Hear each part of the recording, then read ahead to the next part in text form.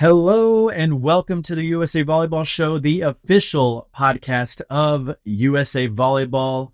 My name, of course, is Steven and joined by Sevrin Lavenstein once again. Sevrin, how are you doing?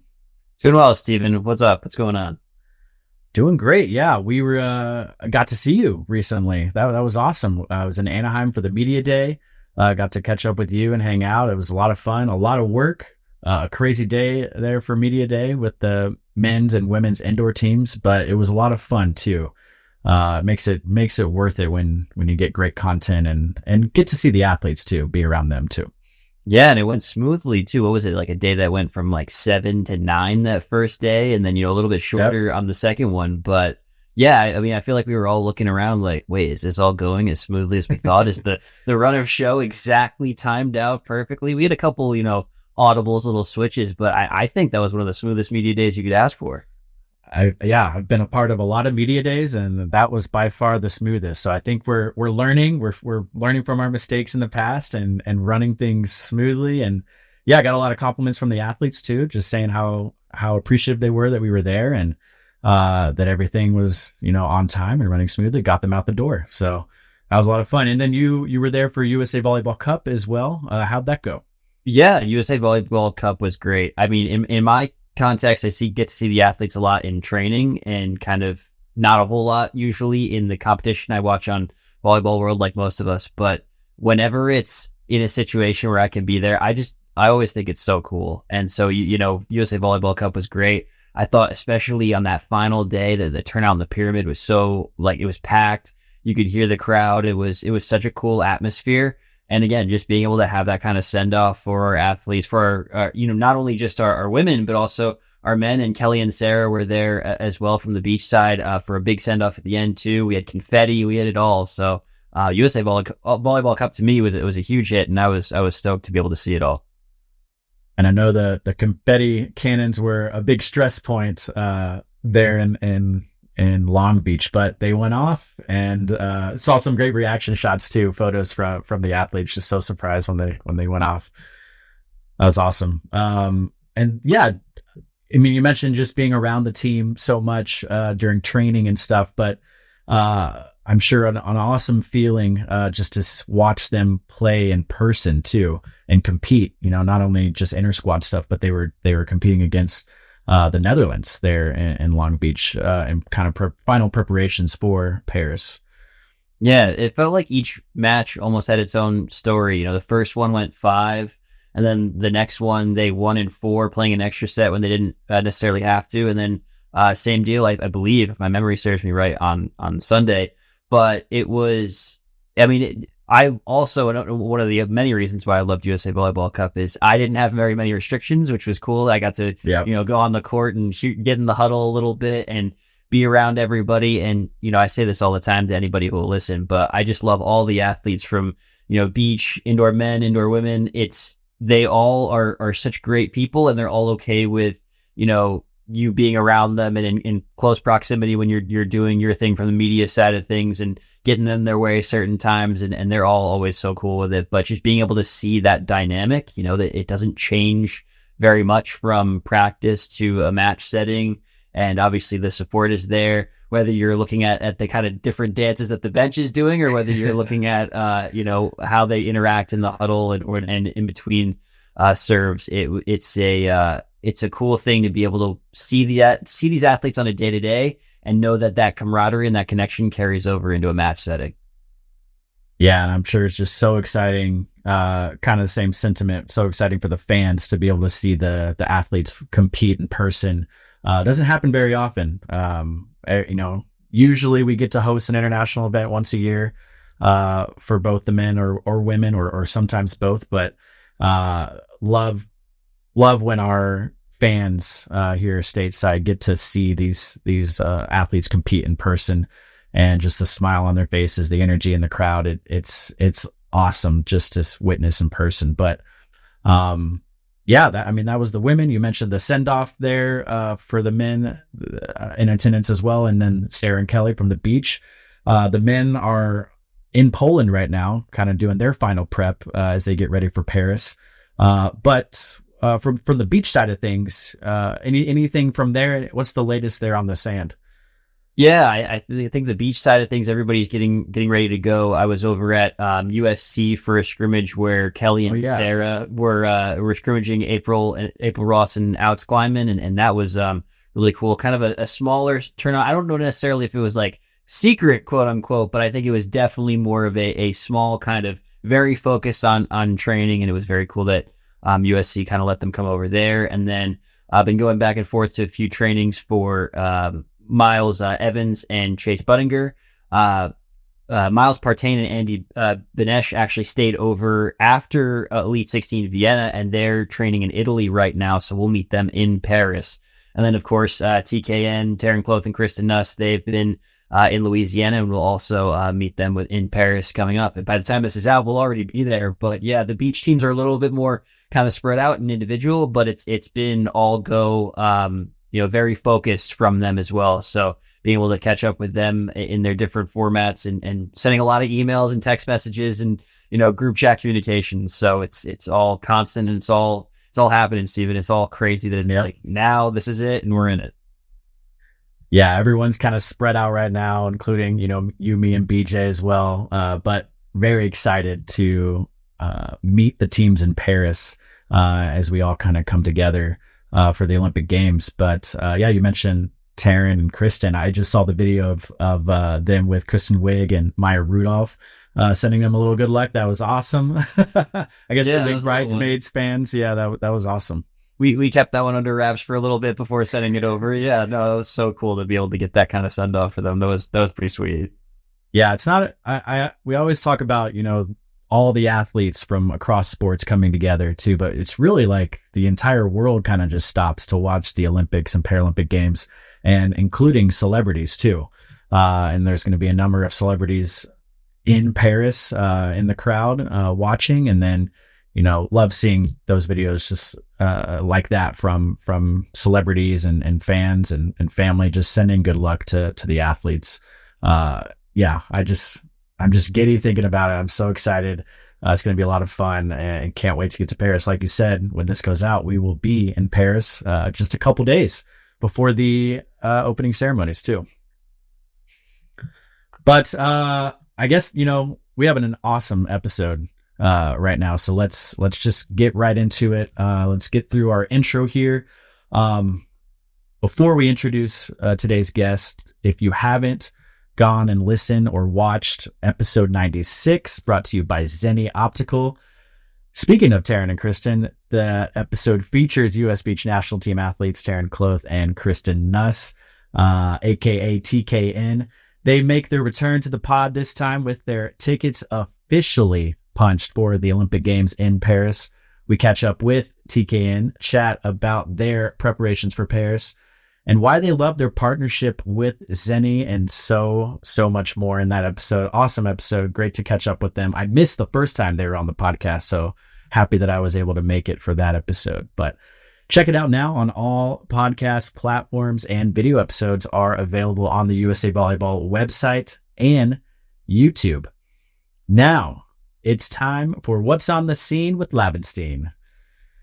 Love it. So a couple of things are happening besides the Olympics, so we'll run through them here really quickly. USA Volleyball announced the 2024 U.S. Paralympic women's sitting volleyball team roster last week. That's 11 of the players that are gold medalists, 9 of which are returning from the 2020 Paralympic team that won gold in Tokyo. So a stacked squad there. Be sure to check it out. And staying with sitting, congratulations to the U.S. men's and women's sitting national teams on capturing podium finishes at the 2024 Dutch tournament in the Netherlands. The men took silver while the women finished with bronze. So congratulations to those teams. The U.S. women's national team finished the USA Volleyball Cup that we were just talking about. 3-match series against Netherlands 3-0. Pretty good showing before the Olympics. And the team put on a thrilling show for the fans in Long Beach with the 5-setter in the first match, as I mentioned earlier, followed by sweeps in the next 2. And then that send-off celebration, which is just so cool. The U.S. women's, it was the U.S. women there, the U.S. men there, and the U.S. Beach Olympic teams following that final match. So again, there was even a really cool video too that played before the confetti. Everybody waved towards the fans. It was such a great send off. And finally, of course, there's one more thing happening, right? Yeah, it's the Olympic Games. They begin July 26th through August 11th, followed by the Paralympic Games running August 28th through September 8th. So it's a pretty full stretch coming up here, and you can cheer on the USA as they compete in the biggest stage in sports. You can follow along with the action on USA Volleyball social media. And for more of the latest news, check out usavolleyball.org. Now, let's get to today's show. Gearing up for her third Olympic Games, we welcome Kelsey Robinson Cook to the pod. We learn about her introduction to volleyball, chat about her creative side and what inspires her. And of course, we catch up on all things Olympics and talk about her excitement for playing for League One next year in Atlanta. Let's dive right in. Here's Kelsey. Kelsey, thank you so much for taking the time to sit down with us. We actually just saw you at Media Day, the Women's National Team Media Day in Anaheim. Had a great time there catching up and getting some awesome content with you. But I guess for our listeners, how's it going? How's preparations for Paris? What's the latest with you? It's been going well. I think we as a team are starting to kind of figure out like how we work together, and that has been fun to show against Netherlands in these friendlies. So we have a couple more games coming up, and then we'll get one more week before we head out to Paris. So I'm excited to kind of see what we can do with those little amount of time we have left. And yeah, for our listeners, you referenced the USA Volleyball Cup that's going on right now. 3 exhibition matches in Long Beach, California at the Walter Pyramid against the Netherlands. I would imagine that's awesome preparation for you guys to have that at a high level against another team other than yourselves. Probably sick of seeing each other across the net in the gym. But how's the competition been? By the time this episode goes out, it'll be over. But how's the competition been with Netherlands? Yeah, I think Netherlands is a great team. They have a lot of players with tons of experience and high volleyball IQ. So it's always just a fun matchup. And I have a lot of friends on the team that I've played over the course of many years. So I think it's cool to see kind of what we've been working on translate into games. So that part of it is exciting for me to see. And then it's also nice just to be able to see what we do need to work on and what is falling through the cracks. So I think anytime we can get an opponent besides ourselves, it's really important to kind of learn from it. Kelsey, does the prep change at all, kind of seeing a team in this sustained stretch where you're seeing them for one match and then you have maybe a day off and then right back to that same team again? I know you saw Japan in a similar format earlier on this summer, but is it a different process for you and the team when you see a team so consistently in one stretch? I think it's different in a way of there's changing lineups, right? Like it might be different tonight. We don't know. They might play the same lineup and you just have to be able to be ready to adapt. You have to be able to adjust to who's out on the court and what they're going to be bringing. So I really like that challenge. And every team we play against plays a different style of volleyball. Whether it's more similar to us or not, it's always a unique challenge to see how we're going to expose that team and their system. Well, before we get too far down into the Olympic prep, would love to learn more about you and your background. And I know we got a tight window with you too. Appreciate you taking the time to sit down with us before a match tonight as well. But first off, would love to hear more about how you were introduced to the game of volleyball. So I grew up in a very big sports family. Everybody, all my cousins, grandparents, everybody played sports. And originally, I started off with like basketball, softball. I did dance and just anything I could do, I wanted to do. And my mom offered like the chance to play for a club team, just kind of like cross training for basketball. Cause I think at the time basketball was definitely, my favorite sport, but I ended up falling in love with volleyball. I loved the like team dynamic of it.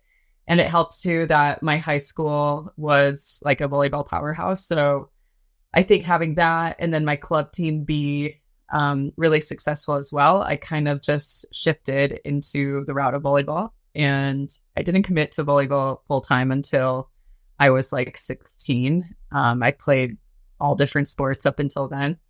for me was the best thing. I felt like not specializing in one sport allowed me to develop more skills. It allowed my body to kind of grow into like different movements and being able to do different skills. So that's kind of my background as far as like my route into volleyball, but really loved where I went to high school and the club that I played for, which was Sports Performance. And they kind of gave me a great base going into college. And then so in college, when you played for Tennessee and then transferred to Nebraska for your final season, what made you decide to transfer to Nebraska for your final year? Yeah, I think for me, transferring at the time, because I know it's been like 10 years or something like that since I was in college. But transferring at the time was very like taboo, I would say, and it wasn't something that you really heard of. So I ultimately had to make a decision for my mental health and well-being, and it ended up, I had to kind of push for a transfer, but it ended up being the best thing that ever happened to me. And going to Nebraska for that one season led me to the national team. So in the end, it was all worth it, but definitely was a scary process to go through as like a 20-year-old.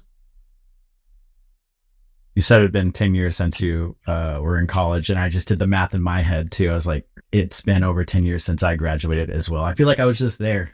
Like one thing to be like, oh, I'm only like 5 or 6 years older than you, but then it's another to be like, oh, I haven't been in college for like 12 years. And then you're like, I'm 18. Yeah. Where is the time going? How were you first introduced to the national team? Was that something you were familiar with in college, or did you kind of learn about it while you were at Tennessee or at Nebraska? When I was at Nebraska, I did in the summer one of the like A2 events. I don't even know if they still do those, but I went to like the tryout, did the A2 team, and actually I tried out as a libero. I remember my college coaches telling me I was too small to be a hitter. So I went as a libero, and actually I think that was maybe my junior summer. But anyways, I made the team, played libero, and then when I went to Nebraska, having a successful season at Nebraska, John Cook kind of talked to Karch and got me like a little tryout, like a 2-week tryout, and ended up going out and kind of kept making the team and making the team and making the team. And I don't think I really understood the process or how things worked. And I think back then, almost like ignorance is bliss when you don't really understand it, because there's just this like freedom and there's like a joy just taking it all in and absorbing everything and trying to learn. And I think that was really like the beautiful part of being new and fresh on the team and just really kind of taking it all in. Yeah, and really quick, Sevrin, you talked about not specializing in a sport right away as well, and then you just mentioned there that you were started off as a libero with the national team. If I remember right, you later on also had some experience on the senior team with in the libero position. How does that, just having that variety of skill set, having that all around skill set, help you as a player, help sustain you on the team, help, the longevity, I guess, of your career with the national team?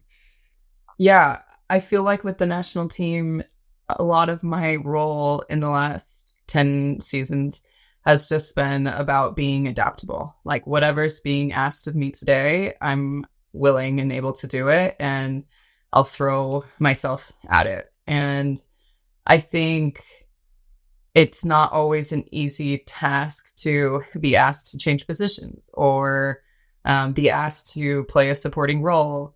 And I feel like having that mindset and always wanting to give myself to the team and whatever's being asked, like, has really allowed me to kind of find joy in it and find like the small moments that like lift you up when you play and lift your teammates up. And that's kind of been the things that I hold on to.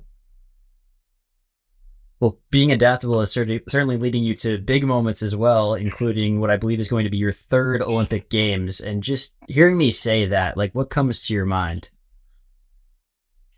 It's always an honor, for sure, to be able to represent the Olympics even one time. But to be able to do it 3 times, I don't know if it's really sunk in.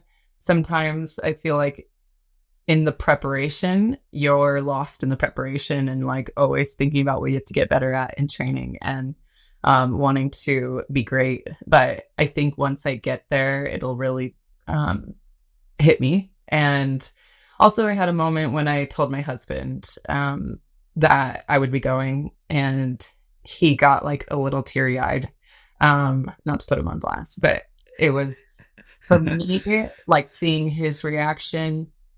I also got to be here when a good friend of mine and teammate Kat Plummer found out, and seeing her reaction. Like, those are moments I'm never going to forget. And I think that's like what it's all about. Yeah, you mentioned, the non-competition moments, like telling your husband you'd be there for the third time. Your best, one of your best friends on the team, Kat Plummer, making her debut in Paris too. But I guess, drawing back from any of your other experiences, Rio or Tokyo, what have been some of your favorite, off the court, outside of volleyball experiences at the Olympics? Gosh, I've been like so fortunate to have many different moments that were so special, but I really loved in Tokyo because we didn't have friends and family there, so all we had was each other, and you can't really leave because of COVID. So like we really had like our dorm and our suite room, and we would just like pile our mattresses in there and like watch movies, watch the games that were on. Like people would get snacks, make fun TikToks, like whatever it was, we were just having a blast. And like that was some of my favorite memories from the Tokyo Olympics, was that time with the girls. And then Rio was really fun because my family was there. And so it was cool to go to the P&G house, and like my grandpa would be in the Normatec and like trying all the recovery stuff. And then you're just with like all these families, like families from all over the U.S. who are coming to support their athletes. And it was really cool to meet a lot of different people and have that experience together. I love that memory you just mentioned of Tokyo and the slumber parties that you would have with each other. They're kind of, I would imagine, probably brought you back to junior club days, just, at the hotel with your team there, and kind of a fun little circle moment there, I'm sure. Yeah, I think obviously it was sad to not have friends and family there, but I feel like that was like one of the coolest parts of it, was just having that time with the girls. And really, like, even you think like winning a gold medal and everything has to be like peachy and good, and we're all like best friends and all these happy moments, but like within that 2-week tournament, like there's a lot of hard moments, a lot of sad moments, because people have their own journey and people are up and down and experiencing a lot of different things. And so just having the support within each other, that we were allowed to like have our moment, whether it was mine today and yours tomorrow, like it just never felt like anyone went unsupported. And so I felt like that was like a beautiful part of the experience. Through the ups and downs, it really seems like the women's national team is such a tightly bonded group, and it's fun to see, whether it's in training or even on the highest stage. And I think the motto, for Tokyo was 23 strong. And can you explain kind of what that means? And the second part of that question would be, has it carried over to this group for Paris, or is there a whole new motto that we need to know about this time around? I think the idea behind 23 strong is just that even though there's only 12 on the roster, we carry everybody with us that has put in the time and the work and the sacrifice, and it doesn't go unnoticed. And I think every single person who comes into the program throughout the quad, throughout the year, that like the Olympic year, they make an impact, whether it's big or small. They have an impact on our program, and they're making people better around them. So I feel like that is a beautiful part of this program. And then I think this quad has definitely been different. It's only 3 years. We've had a lot of injuries. We've had, like Jordan Larson returning, like just new faces all the time. Every year there's something new, and sometimes it can be hard to get your footing as a group, but I feel like we're really starting to see that come together within this like last training block. And I think one thing about our program is that we all go overseas and we all have those experiences, but when we come back into the program, we're also grateful to be together. And so I think that's where you can see that bond really shine. I think we've delayed it long enough. Let's talk Paris right now. You mentioned, Jordan Larson's return this quad, but you and Jordan are the 2 longest tenured vets on this Paris squad, you being your 3rd, Jordan her 4th. What sort of conversations have you had with Jordan, or even maybe some of the your alumni teammates from past squads, as you kind of gear up for another Olympics here? Yeah, I think Jordan and I, we both kind of have, in our own way, we both have like what our equation to success is. And I think we have a lot of similarities in that. And so I feel like for us, it's about taking that experience and giving it to the team. So yeah, I think it's nice to have some vets on the team, but then it's really nice to have some new faces that bring just like that joy, that, ignorance is bliss kind of feeling too, and be able to mold those together. Kelsey, it's a little bit of a broad question, but take it wherever you want. What excites you about this Paris squad? I love our athleticism. I think what's really cool to see is how many people can terminate the ball. And I think what makes our team special is that it's not just one, but we create an environment where anyone can have a night, and we're all supporting that happening. So I love that. I love seeing the way the girls like get after it. I think our potential hasn't really been tapped into yet. And that's what's like so exciting and motivating to me, is to be able to find that and find it at the right moment.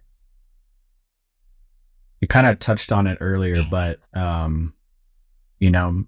winning gold isn't always peachy, isn't always, this clean cut thing. There's some ugliness to it that you got to go through. And I remember a year after Tokyo I think it was BNL Shreveport stop, we had a celebration dinner for the team, and there were a lot of great speeches there, a lot of emotions flowing.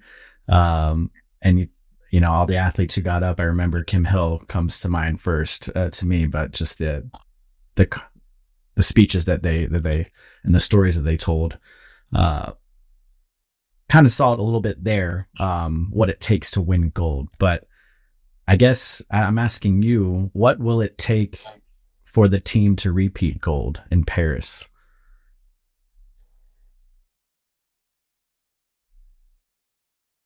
I think if we can have a collective buy-in from the team, I think that's like the most important thing. And I'm not saying we don't, I'm just saying that's what, like, any team I've ever been a part of that's been successful, you have that like ultimate like buy-in from everybody. And then for me, I feel like it's not only doing a great job in block and defense, but also like exploiting teams with our speed and our athleticism. I feel like if we can do all 3 of those things, I'm excited to see where that can take us. And I'm excited. Going off of that, you mentioned you haven't even unlocked the potential of this team too. So I'm excited to see that unfold in Paris as well. Yeah, I think there's a lot of experience, and not just with the national team. I think a lot of girls have had successful club teams off seasons, and so I think like the IQ, the athleticism, all of that is there, and now it's just putting the pieces together. Well, I'm glad that with some of the time that we have left, Kelsey, we can talk a little about your creative side. And for those who don't know, you certainly have a toe in different waters, which is so cool. You've got the photography, the videography that you do, and then you also have the clothing line By the Sun. I've enjoyed talking to you about your travel adventures that you have. Where does that inspiration to explore your creativity come from? I think it's important for me to express myself outside of my sport just because I'm not defined by my sport. And I have so many beautiful parts to me that make me me, whether that's the photography or the passion for traveling or sustainable clothes. And I don't want to wait until my career is over to find out who I am. And that's why it's important for me to express myself during my career. Oops, sorry. I was on mute. At Media Day this past week, talked to you about surfing and how surfing kind of brings that calmness to you that you can kind of take back with you to volleyball.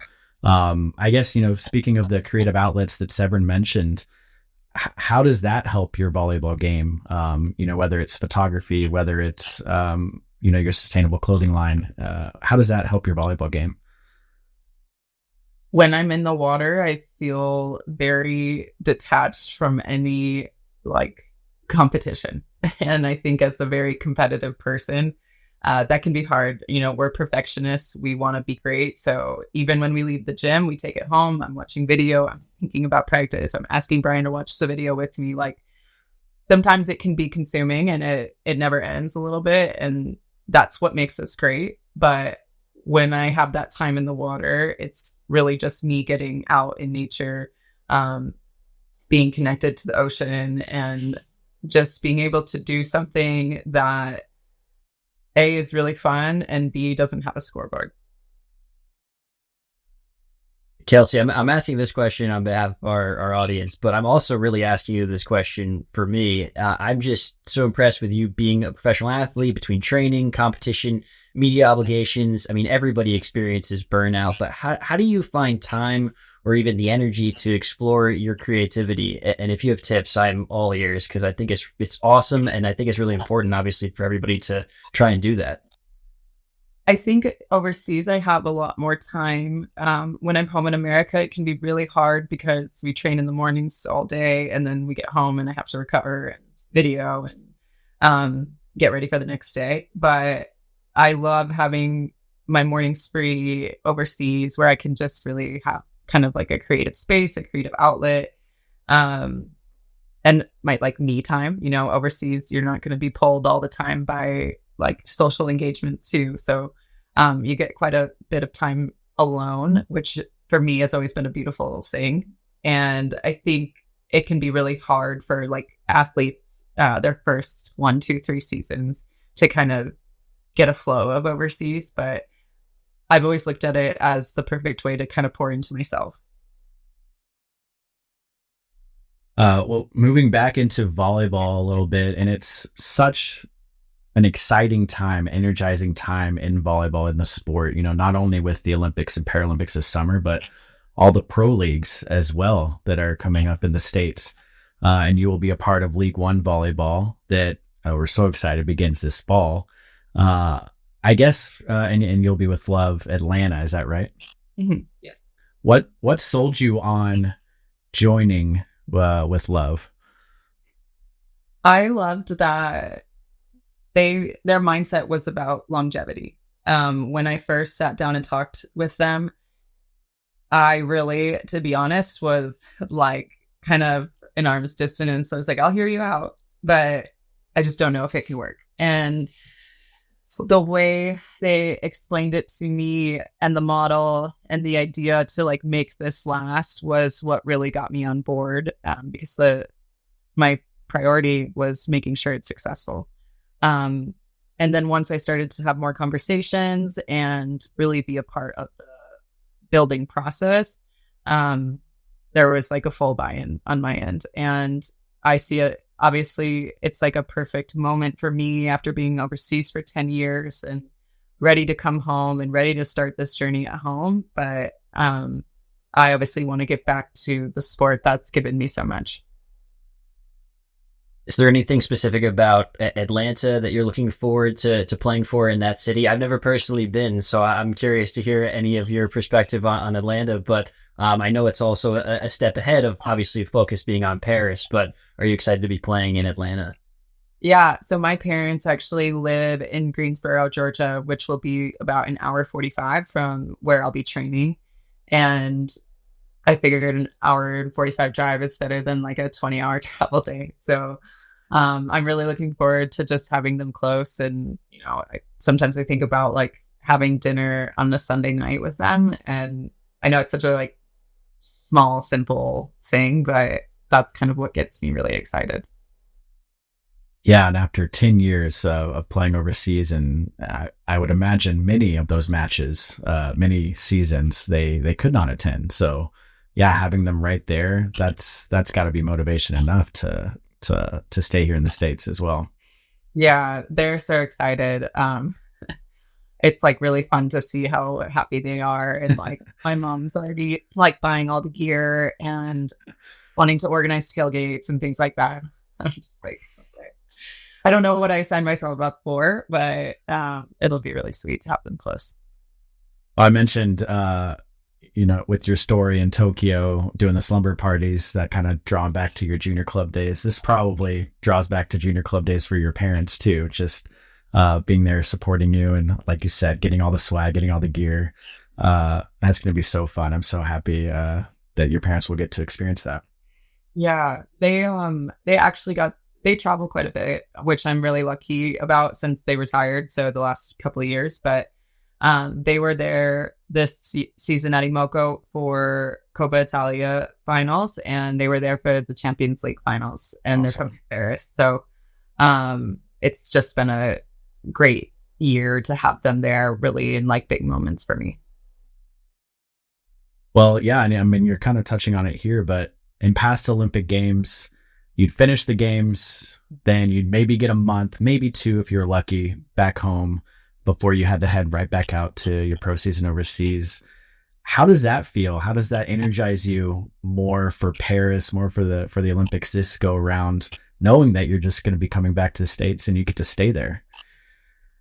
Yeah, I feel like the minute my pro season finished, I was ready to go. I had to obviously take a second for my shoulder. That was kind of banged up, but I didn't want a lot of time. I wanted to get to work and get right to it. Didn't want to pause at all. So I think it just makes a big difference knowing you're going to have an off season, knowing that that's coming. But right now, my focus is the games. And I think in years past, whatever season we're in, the minute you finish your like tournament with the national team, you have to go home for 4 days, switch your bags out, and get your entire life packed up to go right back overseas and then start a new team, new journey there, and new systems, all the things. So that's kind of been my life for a long time.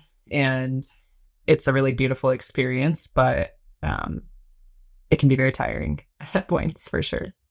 Definitely. For any players that might be kind of entering the scene and are a little confused about the whole structure of the foreign leagues versus obviously the new setup with League One and PBF and everything, do you have any advice for those kind of players that are trying to navigate the whole landscape there? Yeah, I think one thing to know about League One is that in this first year, there's 6 teams, and I believe they'll continue to grow and get more teams. But I think with overseas, and I always say, like, if you're open to it, do it, because it's going to put you into an entirely different, uncomfortable situation where you have to really kind of push to figure out who you are, what kind of player you are, what you want, and find a lot of answers in hard moments. So, like, I love the overseas experience. I think it's made me who I am today. But you definitely have to go into it with an open mind and really just try to like learn and adapt and be able to have I guess like an open mind and open heart, basically. But when you do that, like it's very rewarding. And then with USA, I'm excited because you have Love, you have PVF, you have AU. So there's tons and tons of opportunities now to play at home. And what I am excited about for players coming out of college is that they can either do America or they can go overseas. And now it's not just like you have to go overseas. It's you have your pick and you can do what's best for you. But I would say if it is in America, if you don't have that opportunity right away, maybe because the teams are full, whatever it is, my advice would be to really like try the overseas experience, because I think you're going to become a better person and you're going to become a better player for it. That was awesome advice. Thank you so much for sharing that. And this has been a great conversation. I think we're right up on time here. Definitely want to get you back out and preparing for your match against the Netherlands. But before we let you go, is there anything we left on the table or any last words for the fans, listeners, as you kind of gear up for Paris here? Yeah, I think we covered it all. I'm really excited for Paris. I'm excited to see what this team can do. I'm excited to see our potential come to fruition in the games. So I'm looking forward to it. And yeah, it's always an honor to wear red, white, and blue. And where can people follow you? Where can fans, listeners follow you along your journey in Paris? You can follow me at krobin32 on Instagram, and then Kelsey Marie Robinson on TikTok. I am going to be posting a couple YouTube vlogs too. So sweet. Kelsey Robinson 23 on YouTube, baby. Awesome. Looking forward to those vlogs. That's gonna be fun. Yeah. All right. Well, Kelsey, thank you so much again for taking the time to sit down with us. I know you got a crazy schedule, but we're excited for you and the team, and we'll be cheering you on in Paris. Thank you. Thanks for having me, guys. Appreciate it. Thank you so much. All right. Bye. I know Kelsey had probably had enough of us, following Media Day and USA Volleyball Cup, but so happy that she was able to take a little time to talk with us once again and catch up. And for her first time on the pod too, I really enjoyed having her on and just the conversation that we had with her. And I hope the fans enjoyed it too. Got to learn a little bit more about her too. Dived into her creative side, talking about, what inspires her. She mentioned, at Media Day, just that she enjoyed surfing too. And that's, kind of part of her creative side too. It helps her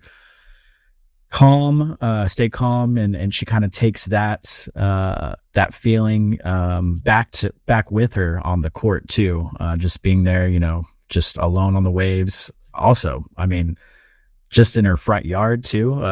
That's incredible. What a view that must be. But, enjoyed talking to her about her creative side. Obviously a huge photographer, videographer, does blogs, actually just released a blog too. I think she might have a couple more coming as well while she's in Paris. Yeah, what impresses me a lot about Kelsey is just, obviously she puts in so much work to being the best of the best, soon to be a 3-time Olympian. But I mean, the way that she can make time to do these other things creatively, or, whether it's even just doing a vlog like that, or surfing, or, with her clothing brand, or with the photo and video. And she also does them super well. So it's just, first off, it's like, yeah, if you're trying to do anything that's your side hustle, be as good as Kelsey, good luck. But I think it's admirable the way that she's just able to balance everything, and be good at all of it. I mean, I'd say she's pretty good at the volleyball thing too. So it's really neat. And I think it's something that a lot of people could take away from, her experience is trying to be as I feel like well-rounded is too hollow of a phrase, but for lack of a better one that I can think of right now, to be as well-rounded as she is in both her professional path and her path away from volleyball. Certainly. Yeah. And I enjoyed diving back into her experience too, specifically the Olympic Games, and loved hearing her talk about Tokyo. Love that kind of full circle moment with the slumber parties the team had while they were in Tokyo, because there was no fans there, no family. They just had themselves. So they had, movie parties and stuff like that. Kind of taking back to her club days too, junior club days, when the team would just travel across the country to tournaments, and, I'm sure had slumber parties too at the hotel rooms they were staying at. But yeah, that was really cool to hear hear that side of Tokyo, because a lot of times you don't see that part of the athletes. You see them on the court, you see them compete, but you don't get that behind the scenes, that they're just people too. And they were certainly a family in Tokyo, because that's all, they just had each other, and very excited for Paris, so that they can have their family, their friends there. It's going to be a whole different experience, especially for those that only had Tokyo. Certainly excited for Kelsey and the national team, and looking forward to being with them in Paris. Yeah, absolutely. And I think another cool thing is Kelsey is such a straight shooter, right? Like, she'll tell you exactly how it is. And so it was cool. We were throwing a bunch of different things at her, and, she was telling us the differences between, this squad and the Tokyo squad. And I think, just listening to her, you can tell there's nothing Kelsey's, not telling you there. And I think that's such a cool thing too, is she's very, open with everything that's going on. So it was just cool insight for us to learn as well, I feel like.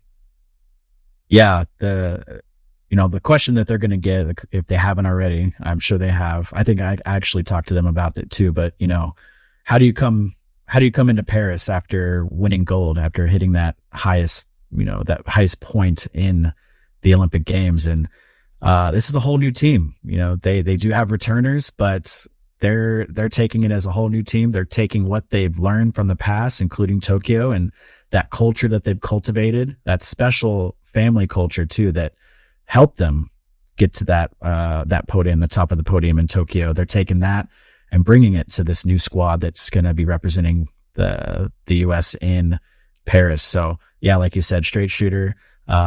She doesn't leave anything mystery, I would say. This is going to be a fun team to watch, and I hope the fans are excited too. Absolutely. Well, thank you again to Kelsey. As Steven said, we were asking her for a lot of different things last week, whether it's, turn this way so we can get the lighting for media day, or, sign this thing for media day, or, even it was me going up and being like, hey, can you fit in this podcast at this time after Sevrin pass and this and that? So, super on match day too. I know, right? Yeah, exactly. She had to end it so she could go to USA Volleyball Cup. So, we really appreciate it, from Kelsey being able to work with us there to get that interview in. And now I believe, Steven, time to transition to some upcoming events.